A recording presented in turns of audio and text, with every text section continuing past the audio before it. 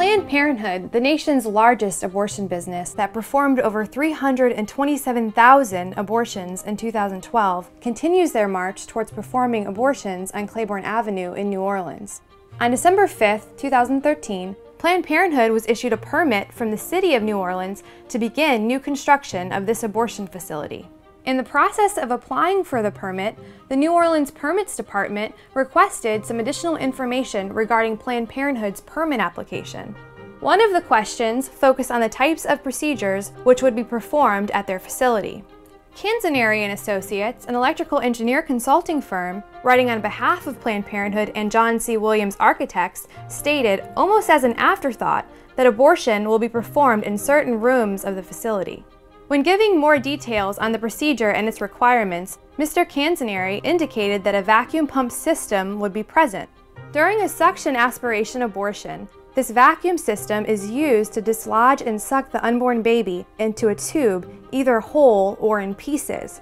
Then he stated that a small lab for reviewing procedures byproducts and instrument sterilization is also in this area.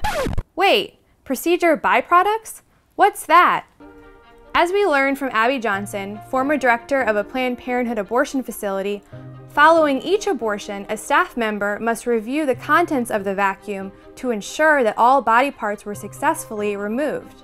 So, byproducts can be equated to the dismembered hands, feet, and other body parts of the small unborn child. Further information in the document also gives a peek into the proposed facility's capacity for abortion. In the next paragraph, we find that in the recovery room, there are 6 patient beds where the women recuperate after the abortion.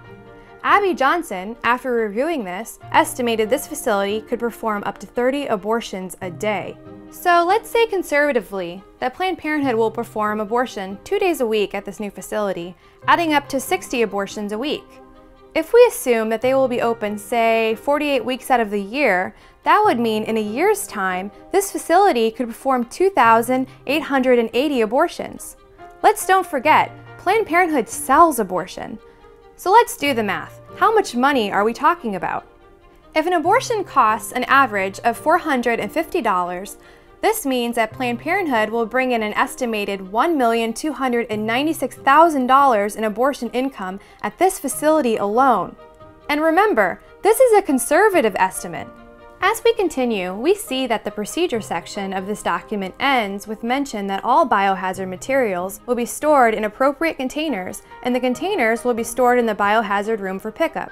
Of course, the biohazard materials will include significant amounts of the byproducts, or as we should call it, the hands, feet, and other body parts of the little lives that didn't survive that day. If there were any doubts that Planned Parenthood is building a profitable abortion business in New Orleans, they are now gone. Remember, more Planned Parenthood equals more abortion.